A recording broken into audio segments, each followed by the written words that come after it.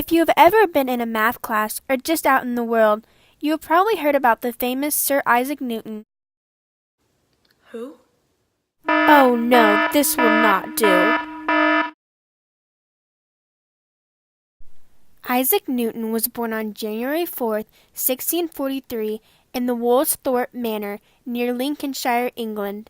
Isaac was a small, weak baby, and at the age of 3 was left by his mother for her new husband, and with his dad dying 3 days before his birth, he was left to the care of his maternal grandmother, Marjorie. Isaac resented his stepfather, revealing in his sin entry that he wanted to burn his house down. Yikes, family drama much? Newton was educated at the King's School from age 12 to 17 until his mother, now widowed again, brought Isaac back to the manor to be a farmer, which, as you might imagine, didn't last long. The master of King's School, Henry Stokes, managed to convince Isaac's mother to let him back. Once he returned, he became a top-ranked student, standing out among his peers. In June of 1661, Newton was admitted to Cambridge Trinity College. There, he wrote down questions about mechanical philosophy.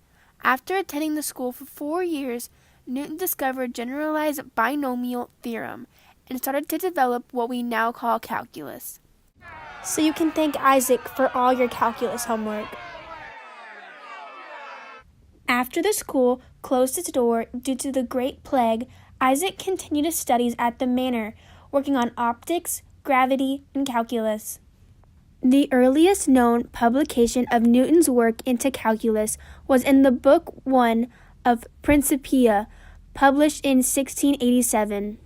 In his work, he discovered Newton's identities, Newton's method, cubic plane curves, and made contributions to theory of finite differences.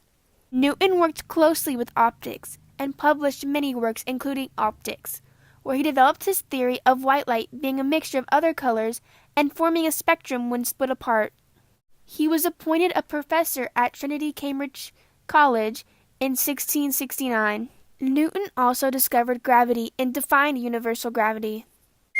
Fun fact, Newton discovered this when he saw an apple fall from a tree and started thinking about this like the planets. One of Isaac's most well-known contributions was his 3 laws of motion: inertia, force and acceleration, and law of action and reaction, which are still used in many physics classes today. In April 1705, Newton was knighted by King Anne at Trinity College, becoming the second scientist to be knighted in history. Newton never married and passed away on March 20th, 1727, in his sleep near Winchester. Long after his death, Newton is still considered one of the world's greatest mathematicians and scientists to ever live. His memory will continue to influence people beyond our generations.